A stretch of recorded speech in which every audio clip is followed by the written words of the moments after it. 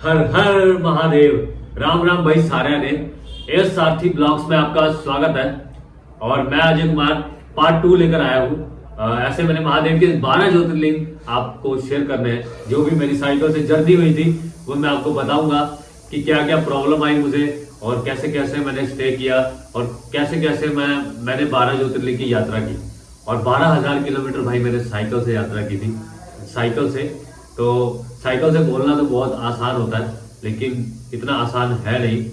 दिन में 100 kilometre cycle चलानी पड़ती है और पैर भी दुखते हैं।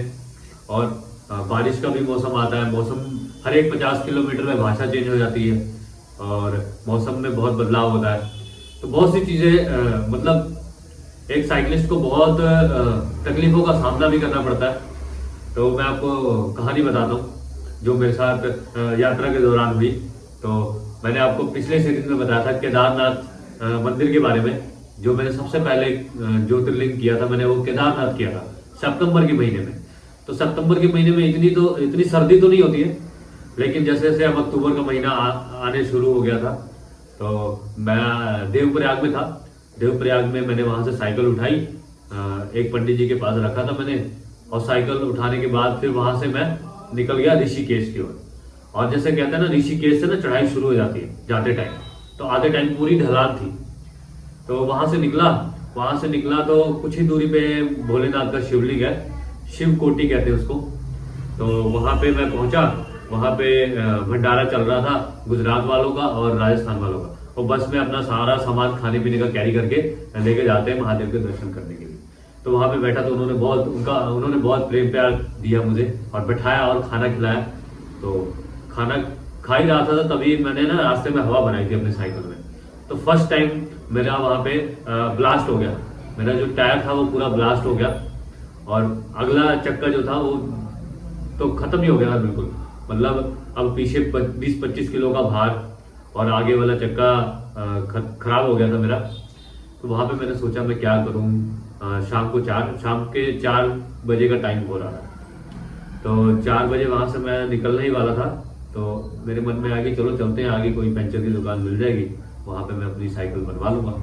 तो जैसे जैसे मैंने वहां पे लंगर वगैरह छका और वहां से निकल गया। तो बड़ी मुश्किल से मैं 1 किलोमीटर तक उसको साइकिल को खींच के लेके गया। बहुत बहुत मेहनत से खींच के लेके गया लेकिन बिल्कुल भी मतलब साइकिल पहाड़ों में चलाना बहुत मुश्किल होता है। 20-25 किलो का भार भी था साइकिल के पीछे। तो मेरी हालत बिल्कुल खराब हो गई और गर्मी से बिल्कुल पसीनो पसीना हो गया। बिल्कुल मतलब माइंड काम नहीं कर रहा था कि मैं क्या करूं। तो उसके बाद ना मतलब शाम होने लगी धीरे धीरे। तो एक सज्जन थे वहां पे, उनसे मैंने पूछा कि आगे कोई पंचर की दुकान है। तो उन्होंने बोला कि देखो अब शाम होने वाली है और यहाँ पे 5 बजे के बाद दुकानें बंद हो जाती है। तो अगर आप दुकान भी ढूंढ रहे हो तो आपको कम से कम यहाँ से 10 किलोमीटर दूर एक कस्बा है, छोटा सा बस्ती है, वहां पे आपको शायद दुकान मिल जाएगी। और वो भी कोई पक्का नहीं है कि वहां पे होगा कि नहीं होगा। तो ऐसे सोच के कुछ देर बैठा था वहीं पे। तो बैठ के यही सोच रहा था कि मैं कैसे जाऊंगा, शाम हो जाएगी तो कहाँ रुकूंगा, दूर दूर तक कोई घर भी नहीं है। तो ऐसे ही बहुत मतलब इमोशनल हुआ पड़ा था। तो ऐसे सोच रहा था। तो ऐसे ही सोचते सोचते ना 2-4 गाड़ियां गई, उनको रोका, हाथ दिया, किसी ने भी नहीं रोका। तो मैंने कहा महादेव मेरी परीक्षा ले रहे हो आप, कैसे जाऊंगा मैं। तो वहां से ना एक मोटरसाइकिल से आ रहे थे, एक सज्जन थे मोटरसाइकिल से आ रहे थे। तो उन्होंने पूछा क्या हुआ भाई, आप ऐसे क्यों बैठे हो यहाँ पे, उदास क्यों बैठे हो। तो उनको मैंने बताया कि मैं ऐसे ऐसे यात्रा कर रहा हूँ और मेरी साइकिल पंचर हो चुकी है। तो मुझे कुछ सूझ नहीं रहा मैं कैसे जाऊं। तो वो भाई इतने अच्छे थे, मोटरसाइकिल से थे। उन्होंने कहा कि आप ऐसा कीजिए, आप मोटरसाइकिल पे साइकिल बांधिए और चलते हैं, मैं आपको लेके जाऊंगा ऋषिकेश तक। तो ऐसे ऐसे मतलब मैंने कहा मोटरसाइकिल पे साइकिल बांधेंगे कैसे। तो उन्होंने कहा आप टेंशन ना लो, ट्राई करते हैं। तो उनके मोटरसाइकिल पे हमने साइकिल बांधी और मैं उल्टा लेके बैठा। और भाई ने बहुत मेहनत की। वहां से 40 से 50 किलोमीटर ऋषिकेश रात को 9 बजे पहुंचे हम। 3 से 4 घंटे लग गए वहां से। तो उन्होंने मतलब कहा कि चलो कोई बात नहीं है, लेके चलता हूँ मैं। तो साथ में मतलब साइकिल रख ली मैंने और मैं उल्टा पकड़ के बैठ गया। फिर वहाँ से 40 किलोमीटर लेके गए, रात को 9 बजे वहाँ पे गुरुद्वारे के पास छोड़ा। तो ऋषिकेश में गुरुद्वारा है, बहुत फेमस गुरुद्वारा है, तो वहाँ पे मैं रुका। रुकने के बाद उन भाई को मैंने बोला कि दिल से धन्यवाद किया उनका, और उन्हें कहा कि अगर आप कुछ मतलब पैसे वगैरह ले लो, आपने मेरी हेल्प की। तो उन्होंने कहा कुछ भी नहीं चाहिए, कह रहे आप यात्रा करो, आपकी यात्रा मंगलमय हो। और सच बोलो तो वो भगवान का ही रूप थे, वो भोलेनाथ, साक्षात भोलेनाथ ही थे जो मेरी हेल्प करने के लिए आए थे। तो रात को मतलब जैसे जैसे वहाँ पे स्टे मिल गया मुझे गुरुद्वारे में, लंगर पानी खाया, और सुबह मैं पंचर बनवाने के लिए चला गया, क्योंकि वहाँ बहुत बड़ी मार्केट है ऋषिकेश में। तो वहाँ पे पेंशन वगैरह सुबह बनवाया और यात्रा के लिए वहाँ से आगे निकल गया। अब मुझे आना था यूपी से फिर मुझे काशी विश्वनाथ जाना था भोलेनाथ के दर्शन करने के लिए। तो यूपी में तो मेरा गांव है, तो मैंने सोचा अगर मैं काशी विश्वनाथ जाऊंगा तो यूपी होकर जाऊंगा, और सबसे पहले पड़ेगा अयोध्या, तो अयोध्या के भी दर्शन कर लूंगा। तो ऐसे करते करते फिर वहाँ से निकला, ऋषिकेश से 25 किलोमीटर समथिंग दूर गया, तो वहाँ पे हरिद्वार आता है। तो हरिद्वार में स्नान वगैरह किया, थोड़ा बहुत ब्लॉग बनाया, और महादेव के आगे हाथ जोड़े। और वहाँ मुझे शाम हो गई थी हरिद्वार में, तो मैंने कहा नहीं आगे थोड़ा चलता हूँ, स्टे करूँगा आगे। फिर ऐसे ऐसे आगे आगे गया, तो रात को मुझे एक आश्रम मिला, वहाँ पे रुका। रुकने के बाद रात को वहीं रुका, फिर सुबह मॉर्निंग में वहाँ से निकला। तो मैं हरिद्वार से एक रास्ता जाता है दिल्ली की ओर, दिल्ली होके फिर यूपी जाएगा, और एक रास्ता जाता है इधर मुरादाबाद होके, लक्सर मुरादाबाद सहारनपुर होके जाता है रास्ता। तो मैंने लोगों से पूछा कौन सा रास्ता सही रहेगा, तो उन्होंने कहा कि ये मुरादाबाद वाला रास्ता पकड़ो, ये शॉर्टकट पड़ेगा आपको, और ये दिल्ली वाला अगर रास्ता पकड़ते हो तो ये आपको लॉन्ग पड़ेगा। तो ऐसे करके फिर मैंने मुरादाबाद वाला रास्ता पकड़ा, यात्रा करता रहा। 1 दिन हो गया, 2 दिन हो गया, 3 दिन हो गया। ऐसे करते करते करते करते मैं पहुंच गया वहाँ पे रामपुर। वहाँ पे एक मिलक नाम से एक जगह है रामपुर में।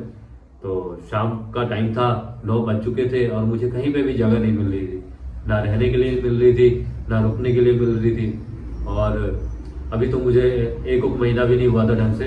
तो मैं सोच रहा था कि कैसे करूँगा, क्या होगा, मतलब कैसे रुकूंगा रात को। तो वहाँ पे एक मंदिर दिखा मुझे हाईवे के पास में, जस्ट राइट साइड में था मंदिर। तो वहाँ पे मैंने बोला महाराज जी मुझे रुकने की जगह चाहिए, और यहाँ पे रात मुझे रुकना है। तो उन्होंने मुझे बहुत हेल्प की, वो कहते हैं आइए रुकिए, कोई बात नहीं। और उस टाइम नवरात्रि का टाइम चल रहा था शायद, क्योंकि अक्टूबर के बाद नवरात्रि आने शुरू हो जाते हैं। तो नवरात्रि मैंने 9 दिन रखा था माता रानी का। तो कुछ खाना तो था नहीं, दिन भर वैसे ही साइकिल चलाई थी मैंने। उसके बाद रात रुका वहाँ पे। रात रुकने के बाद मॉर्निंग हुई, तो मॉर्निंग में मेरे घर से कॉल आई कि ऐसी ऐसी बात हो गई है, आपके मम्मी की तबीयत बहुत ज़्यादा सीरियस हो गई है। जब मैंने इतनी बात सुनी तो मुझे बहुत फील हुआ कि मैं मम्मी के पास नहीं हूँ, अपनी माँ के पास नहीं हूँ, और मेरे मम्मी बहुत ज़्यादा सीरियस हो गए थे, हॉस्पिटलाइज हो गए थे। तो मुझे बहुत मतलब फील हुआ। तो जैसा तैसा मैंने सुबह महाराज जी को बोला कि मेरी कुछ हेल्प कीजिए कि मैं अपने घर तक पहुंच जाऊं। तो महाराज जी ने बोला ऐसा कीजिए, आप अपनी साइकिल यहाँ पर रख दीजिए आश्रम में, और जब भी आप अपनी यात्रा को शुरू करोगे यहाँ से, तो आप अपनी साइकिल यहाँ से ले जाना। तो मैंने कहा ठीक है। तो महाराज जी के चरण स्पर्श किए, और वहाँ से मैंने दिन में 10 या 11 बजे मुरादाबाद से 25 किलोमीटर दूर मुरादाबाद है वहाँ से। तो सुबह सुबह मैंने वहाँ से बस की, वहाँ से मुरादाबाद गया, और मुरादाबाद से मैंने ट्रेन पकड़ी। मुरादाबाद से ट्रेन पकड़ने के बाद मैं पहुँच गया जलंधर। वहाँ से 7 घंटे का रास्ता है जलंधर पंजाब का। तो वहाँ से आया रात को 9 बजे आया। फिर वहाँ से सीधा 9 बजे आकर मैं हॉस्पिटल गया। तो हॉस्पिटल में देखा तो मेरी मम्मी की हालत बहुत ज़्यादा सीरियस कंडीशन में थी। तो आंखों में आंसू थे, और कुछ अच्छा नहीं लग रहा था, क्योंकि मैं घर का अकेला हूँ, और घर पे मम्मी मेरी बहुत फिक्र करती है मेरी। और माँ तो माँ होती है भाई, किसी की भी माँ हो, माँ तो माँ होती है। माँ ने मुझे देखा और रोने लगी। तो मैंने कहा मम्मी मैं यात्रा नहीं करूँगा, आपकी सेवा करनी है मैंने।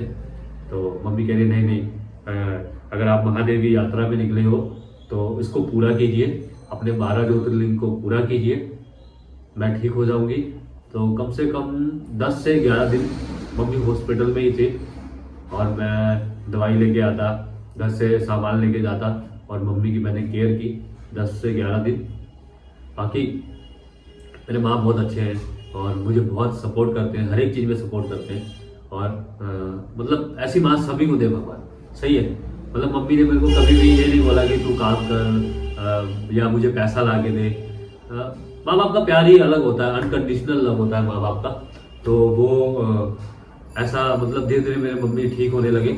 और फिर जब हॉस्पिटल से घर आए, घर आने के बाद फिर मम्मी ने बोला बेटा आप अपनी यात्रा को कंटिन्यू कीजिए।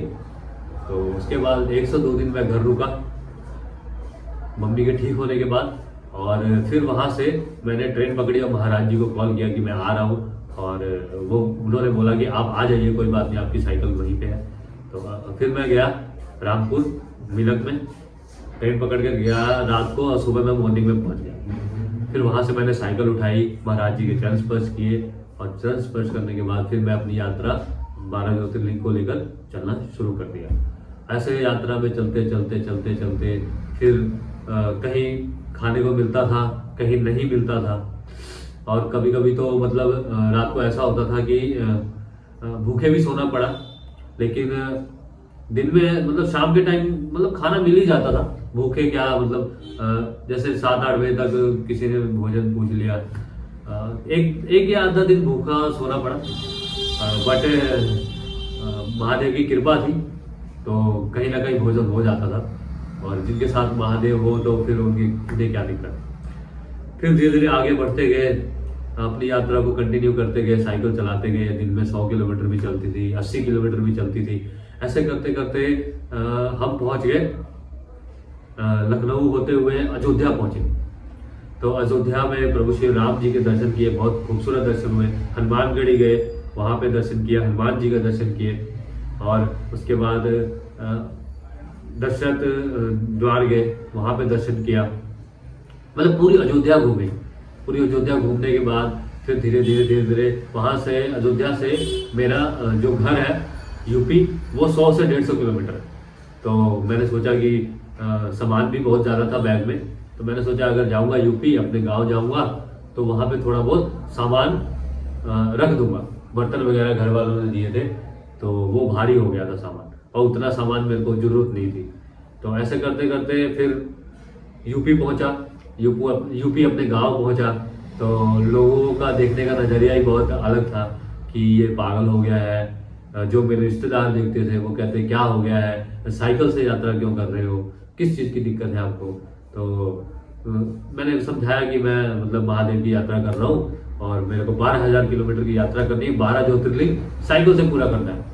तो काफ़ी लोगों ने अच्छा भी बोला और काफ़ी लोगों ने मतलब अपने अपने कमेंट दिए और अपनी अपनी राय दी। तो मैंने कहा कि कोई बात नहीं, हमें तो महादेव ने जब ऐसा इतना अच्छा मौका दिया है तो महादेव की जैसी इच्छा।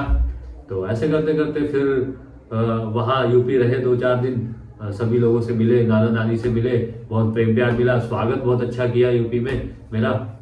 तो फिर यूपी से मैं निकला, 2 से 3 दिन में मैं पहुंच गया बनारस, काशी विश्वनाथ टेम्पल।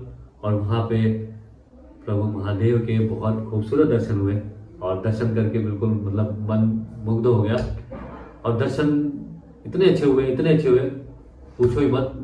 तो 4 या 5 घंटे में दर्शन हो गए थे, लाइन में लग के दर्शन किए थे। और रात को फिर दशाश्वमेध घाट पर आरती देखी। आरती देखने के बाद अब एक कंडीशन हो गई थी इसमें कि शाम के टाइम ना आरती देखने के बाद मुझे कहीं रुकने की जगह नहीं मिल रही थी, क्योंकि वाराणसी जो मतलब टेम्पल के आसपास का एरिया है वो काफ़ी मतलब भीड़ भाड़ वाला है। वहाँ बहुत से भक्तगण आते हैं दर्शन करने के लिए, जिसके कारण संगत बहुत ज़्यादा होती है। तो मेरे पास पैसा भी बहुत कम था और बजट इतना था नहीं कि मैं रूम वगैरह प्रोवाइड करवा लूँ और ले लूँ। तो रात स्टे करना था मैंने, तो मैंने रात को मतलब बहुत सी जगह देखा, घाट पे देखा टेंट लगा लूँ, तो वहाँ पे भी मुझे सेफ नहीं लगा थोड़ा। इसके बाद मैं घूमने लगा। फिर मैं 3 किलोमीटर गया वाराणसी स्टेशन। भाई वाराणसी टेंट गया मैं वहाँ पे, अपनी साइकिल को स्टैंड पर लगाया और उन्हीं भाई से, जो स्टैंड वाले भाई थे जो पर्ची काट रहे थे, उनको बोला कि मैं यहाँ पे सो सकता हूँ स्टेशन के पास। उन्होंने बोला वाई नॉट, आप आराम कीजिए। उन्होंने बहुत सपोर्ट की कि आपकी साइकिल कहीं नहीं जाएगी। तो वहाँ पे मैंने अपना कैंपिंग टेंट लगाया और लगाने के बाद रात को आराम से सोया वहाँ पे। और सोने के बाद फिर सुबह काशी विश्वनाथ बाबा के दर्शन किए और वहाँ से फिर मैं निकला बाबा वैद्यनाथ धाम, जो झारखंड में है, जो देवघर के नाम से जाना जाता है। वहाँ की यात्रा करने के लिए निकला। तो भाई काशी विश्वनाथ के इस तरीके से दर्शन किए हमने। तो हमारे 2 ज्योतिर्लिंग पूरे हो चुके थे उस टाइम। और नवंबर का महीना, अक्टूबर लास्ट चल रहा था। तो भाई हमें केदारनाथ से काशी विश्वनाथ जाने में कम से कम 15 से 20 दिन लग गया साइकिल से। तो कम से कम 900 किलोमीटर है उत्तराखंड से काशी विश्वनाथ। तो ऐसे ऐसे हमने यात्रा की अपनी। तो 2 ज्योतिर्लिंग हमारे पूरे हो चुके थे। और मतलब तब तो थोड़ा मतलब मैं खुल भी गया था, बातचीत भी लोगों से कर लेता था और लोग बहुत सपोर्ट करते थे। यूपी में मुझे बहुत प्रेम प्यार मिला तो सभी जगह। तो आगे मैं देवघर कैसे पहुंचा और वहाँ की यात्रा कैसी हुई झारखंड में, तो वो मैं आपको कल के पार्ट 3 में बताऊंगा। तीसरी सीरीज में आपको मैं पूरी मतलब अपनी यात्रा का पूरा आपको यात्रा बताऊंगा। और तब तक के लिए मतलब अब हम अपनी बातों को विराम लेते हैं। तो प्रेम से बोलिए हर हर महादेव, जय जय श्री राम।